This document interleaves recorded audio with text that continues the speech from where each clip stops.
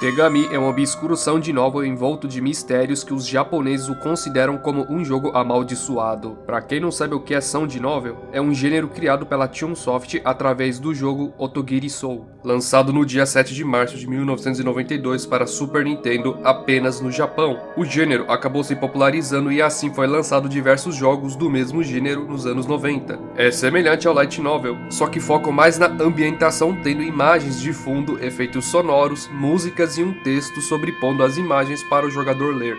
Ao contrário das light novels que focam mais no diálogo dos personagens. São jogos que podem ter uma história linear ou ter finais diferentes dependendo das suas escolhas. Tudo começou no dia 20 de agosto de 2006 no já extinto site Nichannel, na qual um usuário com nome marcado com o número 1, e a partir daqui irei referi-lo como usuário 1, fez um post perguntando se alguém conhecia um jogo chamado Tegami, que em português significa carta. Ele conta que estava comprando diversos sound novel de terror para Super Nintendo, sendo um desses jogos o tal do Tegami, e o usuário 1 comentou sobre a sinopse do jogo. O protagonista era uma pessoa que fazia cópias ilegais de jogos e ele havia comprado um jogo chamado Harumageddon, um jogo violento semelhante ao GTA. Enquanto que o protagonista jogava, houve queda de energia na casa e apareceu, com entre aspas, uma coisa na tela da televisão.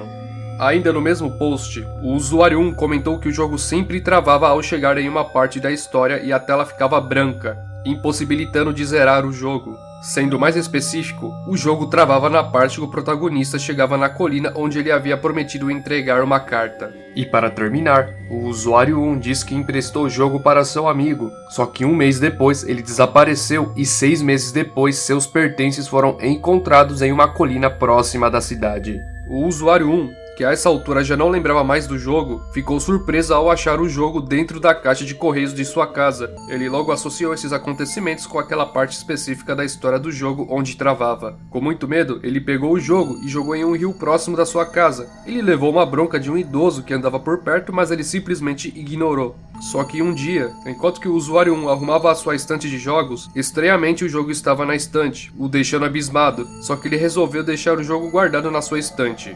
Ele disse que não tinha problema deixar ali guardado, só que tinha medo de encostar um dedo no jogo. E mais tarde, o usuário 1 resolveu jogar e começou a compartilhar imagens do jogo, mas infelizmente boa parte dos links estão indisponíveis, sobrando apenas essa imagem do menu principal do jogo. A primeira coisa que ele reparou é que ao invés de aparecer a logo da empresa, como normalmente acontece em todos os jogos ao iniciar um jogo, ia direto para o menu principal do jogo. Ele comentou que logo no início do jogo já começou a ficar com muito medo, tanto que o fazia se arrepiar todo. Só que pouco a pouco o post começou a ficar parado, pois aparentemente os usuários estavam perdendo interesse no post, e percebendo isso ele passou a fazer clickbait, alegando que o jogo causava tanto medo que chegava a ponto dele chorar e que tocava sons estranhos no jogo. Um dos poucos que estava acompanhando o post perguntou qual era a produtora do jogo, mas 2 pessoas responderam no lugar do usuário 1, com um respondendo que quem produziu é um tal de Kami, e o outro dizendo que o jogo foi produzido por apenas uma pessoa. O post voltou a bombar, com os usuários do site ficando mais curiosos ainda sobre o jogo, até que um deles postou um link contendo a ROM do jogo para baixar. Assim, os usuários tiveram a ideia de todo mundo jogar e compartilhar suas jogatinas. Só que o usuário 1 comentou que agora o jogo estava travando antes daquela parte da colina, especificando que estava travando na parte em que o protagonista está fugindo de algo nos becos do centro da cidade e entrou em um prédio.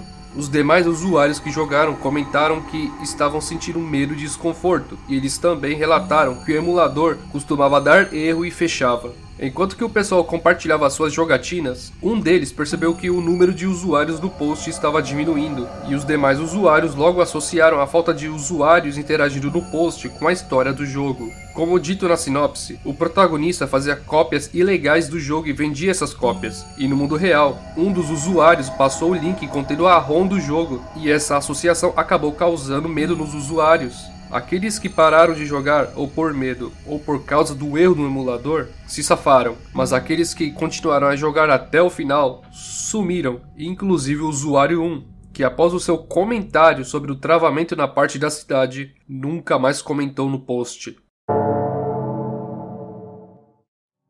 Infelizmente, há poucas informações sobre o jogo. Do pouco que se sabe, é dito que o jogo foi lançado em 1995 para a Super Nintendo e o produtor do jogo se chamava Kami, que foi mencionado na história. Não se sabe nada sobre ele, apenas rumores, sendo um deles que ele cometeu suicídio. Dizem que tem a ROM disponível para download, só que dizem que o jogo sempre termina no capítulo 1. Mas alguns internautas dizem que há uma rota alternativa que possibilita continuar a história. E já vou avisando que eu não achei nenhum link para download e eu recomendo a vocês não baixarem caso consiga achar uma suposta ROM, pois há chances de ser vírus. E para terminar, não há nenhuma foto da mídia física e muito menos disponível para a venda.